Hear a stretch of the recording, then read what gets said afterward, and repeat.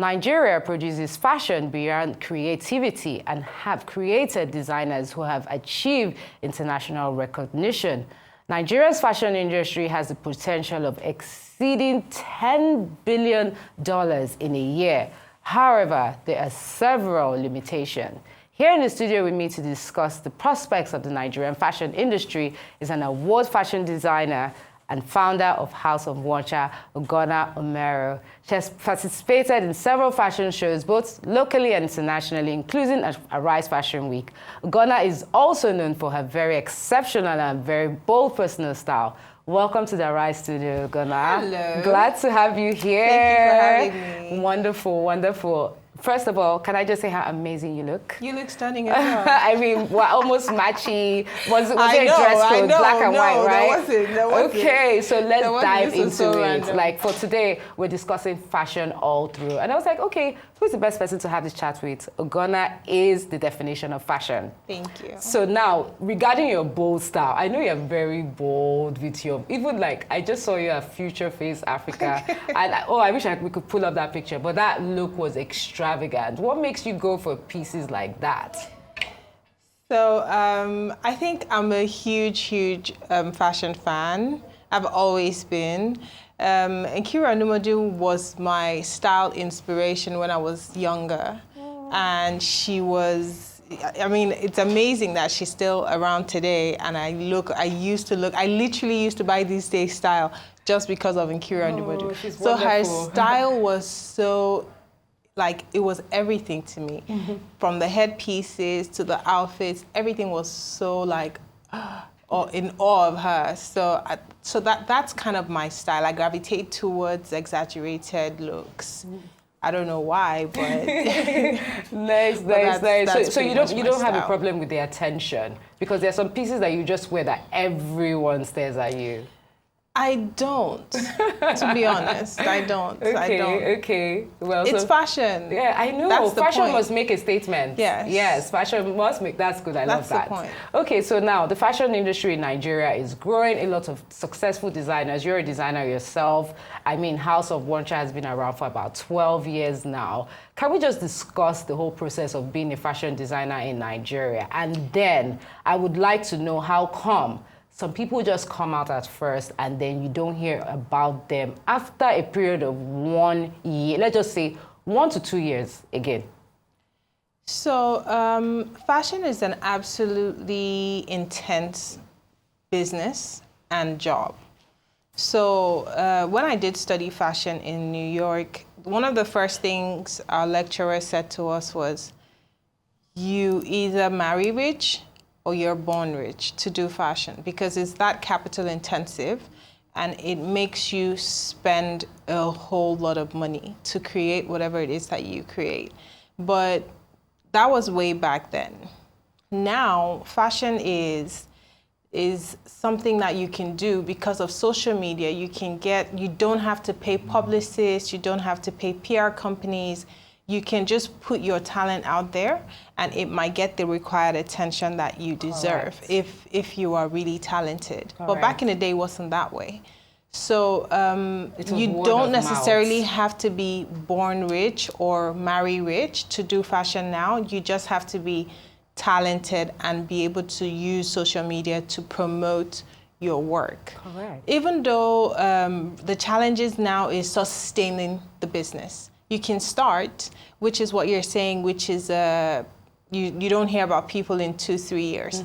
The reason is you can start. Of course. When you do start and you don't have the capital to keep pushing you forward and keep moving you around the world to do the exhibitions, to do the shows, it becomes a daunting task to sustain your brand. Correct. So that's usually one of the challenges. One of the biggest challenges in fashion is funding. Okay, so basically you're saying it's a very capital intensive field to go into. So basically, like, young ladies out there that are just thinking that, oh my God, I'm going to wake up and go into the fashion industry, they have to really wake up from that slumber, because it's not that easy. It's an easy thing to have creative ideas and designs, but it's one thing to actually maintain that fashion business. Yes. Okay, so are you saying that the sales just don't meet up to the to the profitability of the business? You bring out a collection, and does it actually sell out to the point that you can pay rent for a year? So you don't necessarily release a collection. A collection is a body of work, like music. When an artist puts out an album, it's a body of work, about 13 records, about maybe 13 to 16 tracks or something. It's the same way a collection in fashion is when a designer puts out about 15 to 20 pieces of work. Each of these pieces don't necessarily go into production for retail. You would notice that a few pieces are just creative expressions, and then a few other pieces are artistic expressions. Then a few other pieces are just blah, blah, blue, right? But then there are the main pieces in the collection that are the bangers. Correct. Those are the ones that go into retail. Okay. And those are the pieces that end up making you money because everybody wants that same dress, not minding that 1,000 other people have the same dress. Yeah. If it's beautifully tailored and it's an exceptional fabric or custom-made print, it would retail and it would make you money, especially now that there's social media. You can reach 1,000, 1 million people just by your post. Correct. This was not available before. I know, because once that real trends, it's Australia, it's Japan, it goes Any celebrity can reach out, their stylist can reach out, anybody can reach out for the piece. Nice. Well, that goes to my next question. One of the limitations that I feel that is happening right here in Nigeria is that whole e-commerce value. A lot of people don't have websites, which they are doing right now. But the challenge is, even if time to even cross over to global, like someone sees you in Australia, they like a House of Nwocha piece and they want to get what you're wearing. It's like, okay, time to pay. There's a problem with paying. I know you have other companies like Paystack and the rest, which works in Nigeria, but we don't have PayPal here. They don't allow it. So it's like, how do you pay? How does the customer that is miles away be able to trust a Nigerian vendor, obviously, based on reputation and thereabout? Hold on, you have to answer that question because it's very vital. But there's something else that I've been noticing. It's only in Africa, I don't know about South Africa and the rest, but in Nigeria, why don't we have the shop on Instagram? The moment I go over to London, my shop on the Instagram page comes up. You can actually just buy immediately from your Instagram shop. Well, here in Nigeria, we're limited to that. And I remember one time the president of the country, President Tinubu, said that he was going to enforce that rule and the change so that Nigerian fashion designers will just have their shops and everyone is shopping on their page directly. That would increase sales and people will be having to shut down their businesses. What are your thoughts on this, Ugonna?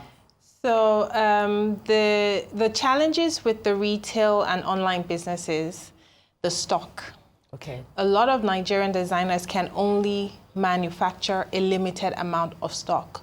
So you feed the Nigerian market, you don't have enough to actually send outside of the country abroad. So you tend to focus on the Nigerian market. Apart from that, the payment channels, the payment portals, which are accessible worldwide. I know MasterCard and Verve are trying their best, and also local and things like Payport and all of these African payment platforms are trying their best to make it international. So those are the challenges with Nigerians retailing online. The most important challenge, or one of the biggest challenges, is being able to manufacture enough retail to be able to go service the Nigerian market and service the international market as well. That's a challenge because by the time people are ordering stuff online, you don't have it available anymore because you're out of stock. Yeah, so that goes back to the same capital base. It still goes back to the capital. So you need that small capital to be able to fund that business. Yes, you need that bank funding to allow you to manufacture enough to allow you to retail enough. Yeah, because most of the even fashion houses that want to actually purchase this, they want 1,000 pieces. 1,000 pieces. Now, how are you going to afford 1,000 pieces without support and financial companies here that will even give you that kind of loan for fashion houses? Because do they trust fashion houses now enough? Like movies are getting to that platform and film, Nigerian film, that they can go to a bank of industry and say, oh, give me this amount and I'll give you back. but with fashion, it's still growing, you know, we're not there yet. Bank of Industries has also always supported African designers, Nigerian designers to be specific. But the problem is with the state governments and their different SME, what would I call it? There are different SME programs. Quite a few state governments have programs for tailoring, for like where you go and learn. But again, there's no uniformity in terms of teaching. If you go to Aba, for example, Aba is in Abia State, my home state. Okay. Aba is one of those places where the manufacturing is literally like China. You can get what you can get in China in Aba. But because of lack of support from the government to bring it up to international standard with equipment and the necessities, creating a conducive work environment, those people, also lack of education and all of that, has stayed on that level. Correct. But they can actually move. I know. And be outsourced to brands like Zara. Exactly. Zara can be manufacturing here as opposed to in Egypt. H&M, all of these brands that manufacture in millions can actually bring revenue into Nigeria through Aba. Correct. But they haven't paid much attention to that, and unfortunately, when they do, they would see the results in it. Yeah. Another thing with what you mentioned about the Instagram marketplace. Okay. Instagram releases different products for different countries in phases. So I don't think it has gotten to the African phase, but like you said, as soon as you get into London or as soon as you get into America, or you get out of the country or internet, you can shop on Instagram. But unfortunately, it hasn't come to Nigeria yet. But I mean, with the amount of traffic that we do with fashion, they should. If the government presses on them. Of emerging designers, everybody's a designer now, and they're selling clothes. So if we have that shop, it just makes it easier for people to actually Everyone's a designer revenue. Does not make them designers. Exactly. Everyone's maybe 100%. a manufacturer, a producer, a tailor, a vendor. Exactly. Because copying from social media, copying from Pinterest, copying from Instagram, and replicating it does not make you a designer. 100%. That's correct. I like that you said that. It's so funny because yesterday we showed some looks from Paris, and they were Schiaparelli, and I just said that they are designers and they are designers. The difference is clear.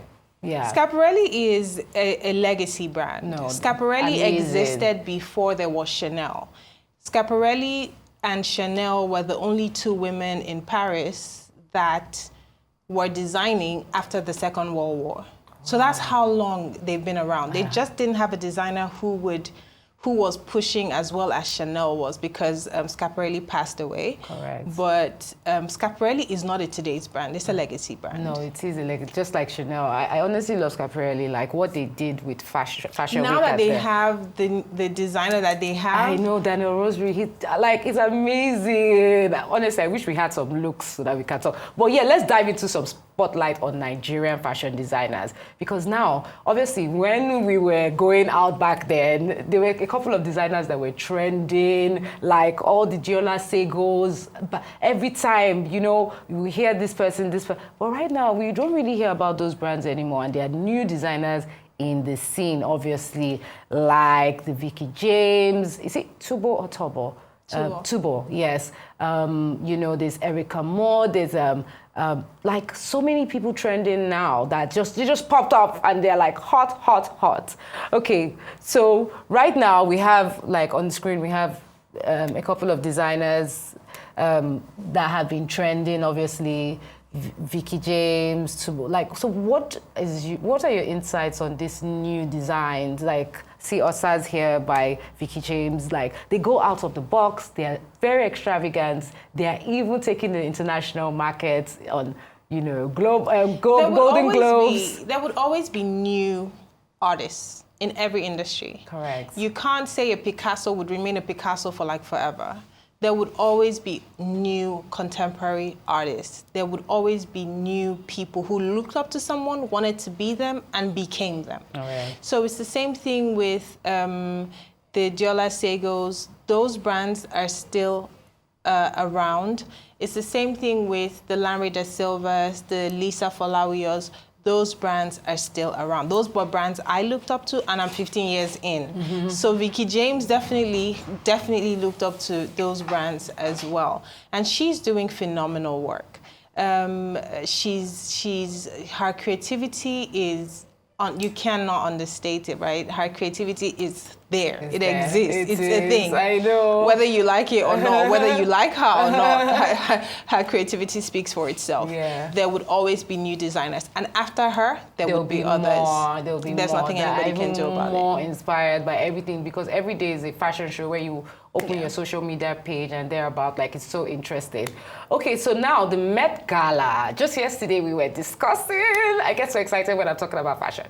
Every year people eagerly anticipate the Met Gala theme, and it always brings something unique. This year's theme is obviously like, you know, like tailor fine, like black style, highlighting menswear with the dress code reflecting the exhibition's focus. Does this mean we'll see everyone in suits? What can we expect from this year's fashion interpretations? What are your ideas? Vogue and Condé Nast and Anna Wintour, they put all the effort in the world into coming up with these themes, because then the celebrities and the stylists start running helter-skelter for almost months, trying to make sure that when their clients or their celebrities get on the carpet, it's a wow moment. The theme is, I think, suits for you or something. It's trying, the theme for this 2025 Met Gala is trying to trace the history of tailored suits. This is where designers like Emmy Collins or maybe Tyre Gabriel, this is where they would shine if they were abroad, I know. Because this is what their work. Exactly. But you have to find a way to make a classic suit outstanding. Just make it different. Yeah. So we would love to see what that challenge is like and how they meet up with that challenge. Just like a lot of celebrities and designers. Just wait to the different people. Like the suit has to have a story. It has a, okay, I don't know if you saw Doechii. I just met her. Like, I'm saying met her like I met her. But she just won the Best Rap Album, and she was wearing Tom Brown, and it was a suit dress. Oh, there we go. It was a suit dress, and it had a corset at the back.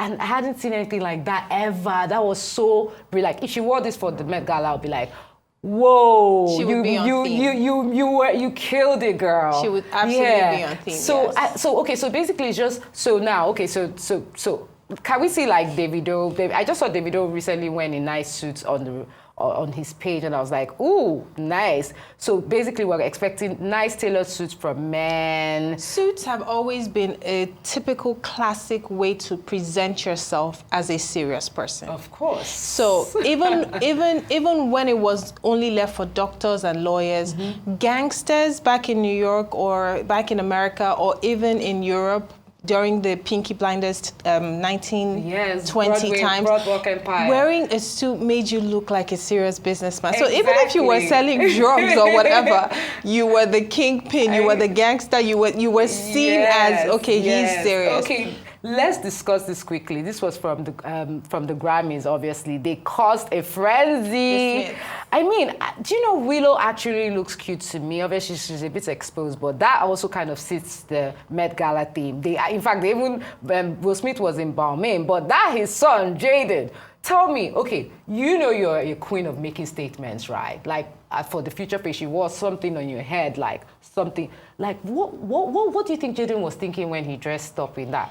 Because the suit is beautiful, it's just that headpiece. I'm like, what is this? It's a headspace.